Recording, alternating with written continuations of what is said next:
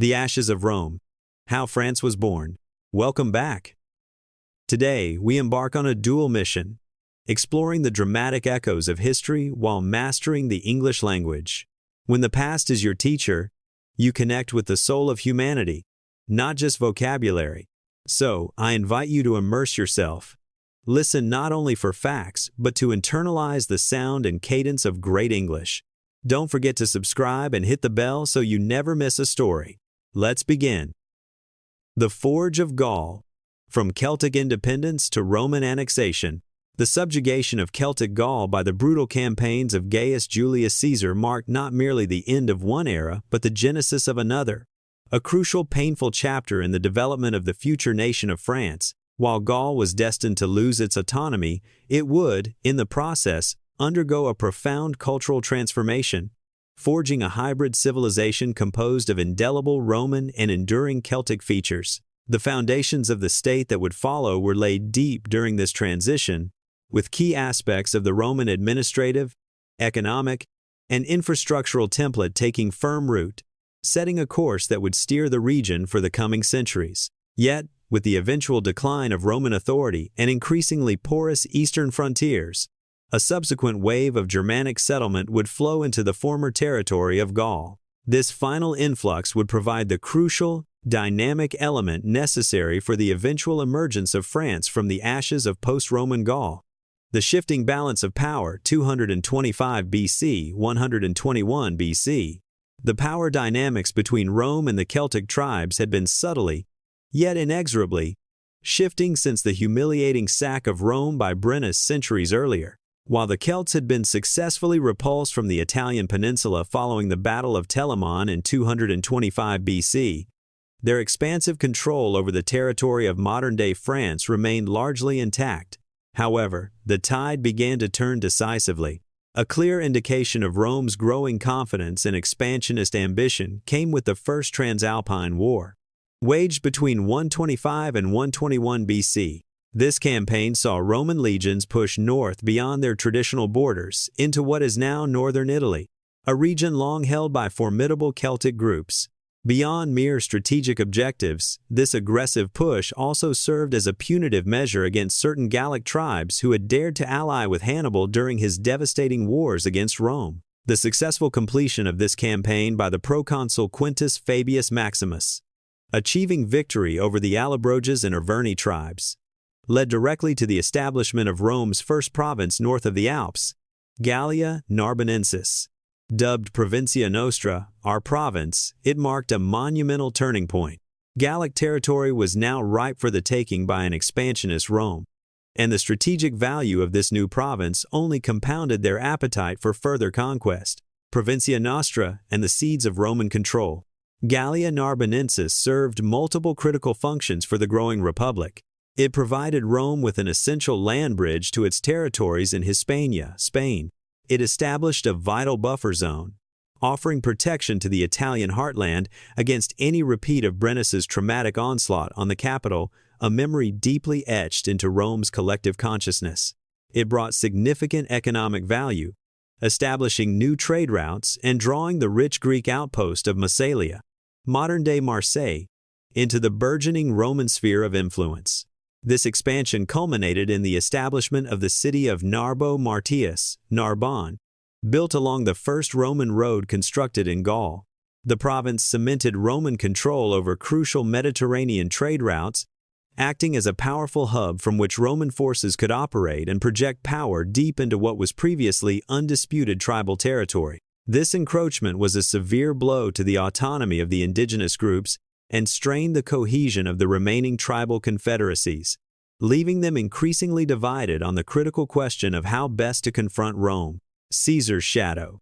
The Gallic Wars, 58 BC. Despite the territory lost in the south, Celtic groups still held the vast majority of Gaul. Yet, this was soon to change. Rome was preparing to deal a decisive, crushing blow that would take the form of Gaius Julius Caesar's Gallic campaigns, beginning in 58 BC, and constituting another key turning point in the history of the future nation. On the eve of Caesar's invasion, the tribes of Gaul were far from primitive. They were developed and powerful, possessing large oppida fortified settlements or cities, and complex political structures. In many respects, this period was a Celtic Renaissance, benefiting immensely from trade networks and knowledge transfer with the Roman world. Metalwork and weapons production flourished, yielding stunning examples of ornate and distinct Celtic artwork found on long iron swords, refined armor, and spear tips. Despite their prowess, the tribes lacked unity. Their loose alliances and confederacies could not match the organized discipline and singular command enjoyed by the Roman legions, a factor that would prove devastatingly crucial in the coming conflict. Caesar's campaigns were wide-ranging, encompassing regions across modern-day France, Switzerland, Belgium, and even Britain. Leading approximately 30,000 men, Caesar initially secured hard-fought victories at Bibracte against the Helvetii Celts and at Vosges against the Suebi. Roman discipline, superior logistics, and Caesar's ruthless leadership ultimately prevailed in these close contests.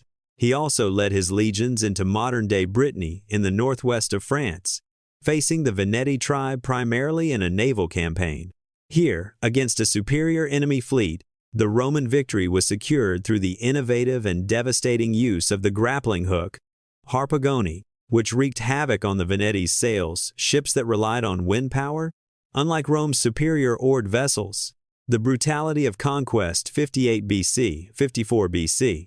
The campaign was a brutal military exercise. While Roman estimates of Celtic deaths are likely exaggerated, it is probable that at least hundreds of thousands of Gallic combatants and civilians were killed.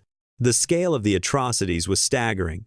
For instance, the complete wipeout of an entire civilian Celtic encampment in 55 BC caused such moral outrage that some in the Senate in Rome called for Caesar's prosecution. Through the following year, 54 BC, many Gallic tribes continued to offer fierce resistance through a series of uprisings, demonstrating that Gaul was far from fully subjugated.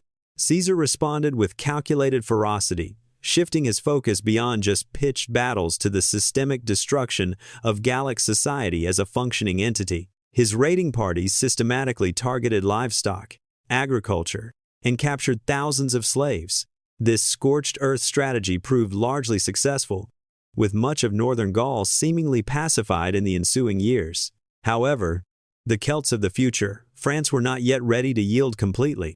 They would soon make one last, valiant, and unified attempt at resistance. By this point, it had become clear to most tribes that the Roman threat was not merely petty territorial ambition, but an existential matter of survival. In response, and in a remarkable turn, the last stand, Vercingetorix in the fall of independent Gaul. Belatedly, the respected chief Vercingetorix understood the necessity of unity, attempting to rally the remaining Celtic resistance under a single, far more effective banner to face the might of Rome. The charismatic king of the Arverni tribe, it was with him that the final, large-scale act of unified resistance would unfold. In a testament to his exceptional leadership, Vercingetorix successfully mustered a vast Celtic coalition, temporarily bridging centuries of tribal divides. After two initial engagements with Roman forces, yielding a victory and a subsequent defeat, the revolt came to its bloody, climatic head at Alesia, in modern-day Burgundy. Here, the Celts made their stand within the fortified oppidum of an allied tribe, awaiting Caesar's approach. Rather than risk a direct assault on the formidable fortifications, a strategy that had proved costly earlier in the campaign, Caesar made a tactical decision. He resolved to build a rival double ring of fortifications, one facing the Gallic fortress, and another facing the surrounding countryside. His intent was to besiege the Celts and starve them into submission, though the tactically astute Vercingetorix had prepared for this, assembling a large reserve contingent ready to provide relief and attack the Roman forces from the rear. He had fatally underestimated the sheer thoroughness and engineering prowess of the Roman preparations. Despite numerous desperate breakout attempts from within, and the swift arrival of the powerful relief forces outside, the Celts failed to breach the formidable Roman lines. The massive relief army ultimately melted away, and Vercingetorix was tragically forced to surrender. This momentous turning point, famously immortalized in the 1889 painting depicting him on horseback laying down his arms before Caesar, signaled the effective end of large-scale coordinated Celtic resistance. Vercingetorix's end was as ignominious as that of many Celtic groups over the preceding decades. He was first imprisoned for 6 years before being ceremonially paraded, and then strangled in Rome, a torturous fate for a brave and honorable leader. With the death of their last great figure of resistance, independent Gaul ceased to be. It was now firmly in the hands of Rome. Though sporadic, smaller-scale revolts persisted for the next few decades, this moment marked the dawn of a new Gaul and the start of the extensive process of Romanization. The Roman template, administration and culture. The Romans immediately began the division of formerly Celtic Gaul into different provinces, adding to the already established Gallia Narbonensis. Gallia Lugdunensis was a new, vital province stretching from central France all the way to northwest Brittany. Named after its capital at Lugdunum, the future Lion, the city was strategically positioned at the confluence of the Rhone and Saône rivers, and it rapidly became a key administrative and cultural center, a crucial gateway between Italy and the northern and western parts of Gaul. In these areas, essential Roman infrastructure soon followed: aqueducts, new roads, amphitheaters, and other monumental architecture.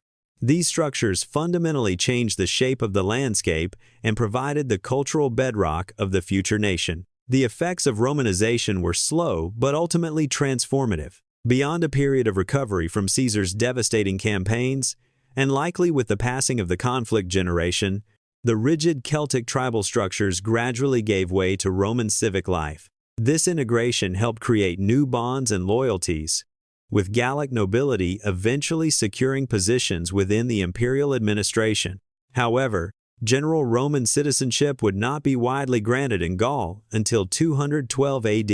Economic transformation was another engine for transferring loyalty toward Rome, introducing new agricultural techniques, deepening trade networks, and fostering more developed local industries.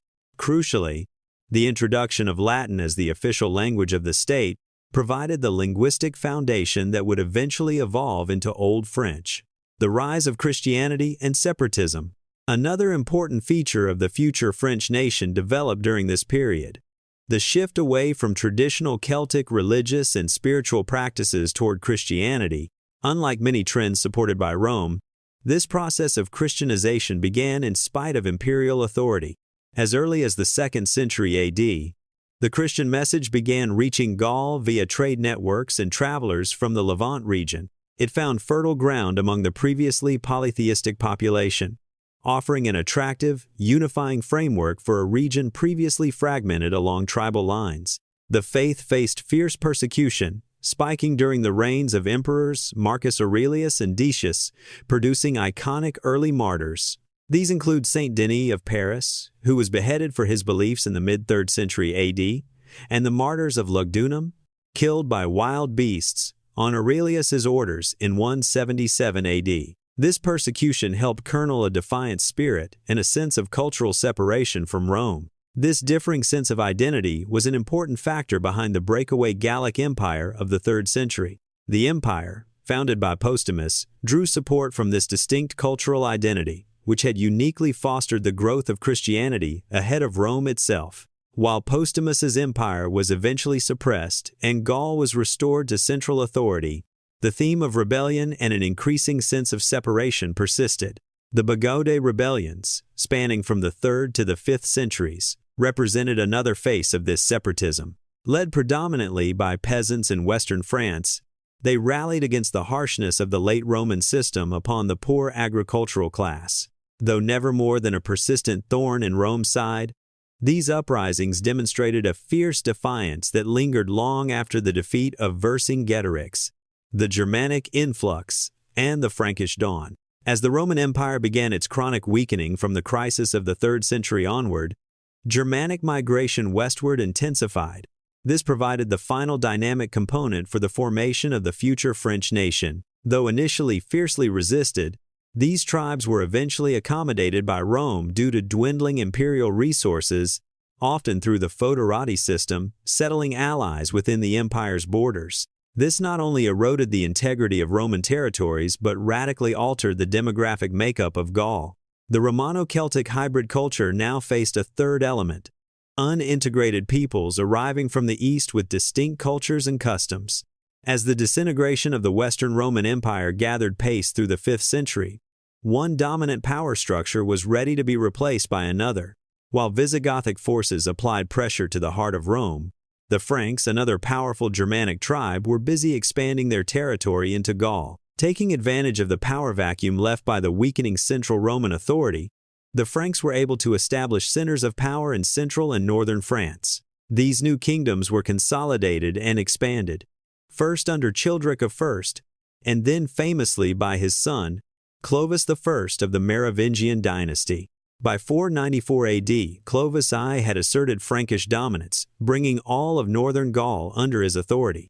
Crucially, Clovis's conversion to Catholic Christianity around 496 AD helped bridge the cultural divide between his men and the established Gallic populations they sought to rule over. This act secured him the approval of the powerful Catholic Church. A new process of integration between the Germanic tribes and the existing Romanized population would commence, laying the final foundations for the future state. A certain Francia, which would ultimately take its name from the Franks themselves, through the brutal subjugation by Caesar and across centuries as a core part of the Roman Empire, Gaul had nevertheless maintained its independent spirit and unique hybridized identity. The fierce defiance embodied by leaders like Vercingetorix persisted.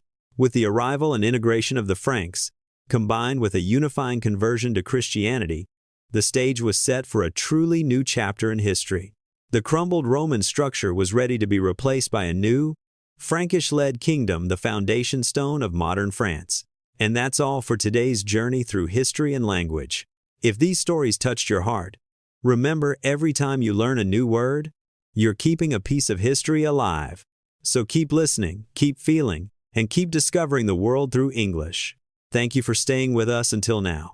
Don't forget to like, subscribe, and hit the bell, because next time, we'll travel even deeper into the past together.